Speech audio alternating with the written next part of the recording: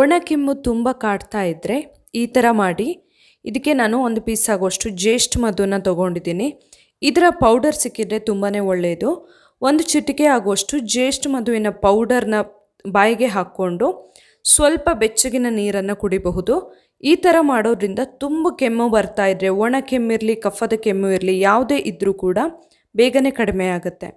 ಈ ಟಿಪ್ಸ್ ಇಷ್ಟ ಆದರೆ ಲೈಕ್ ಮಾಡಿ, ಶೇರ್ ಮಾಡಿ, ಹಾಗೆ ಫಾಲೋ ಮಾಡಿ. Thank you.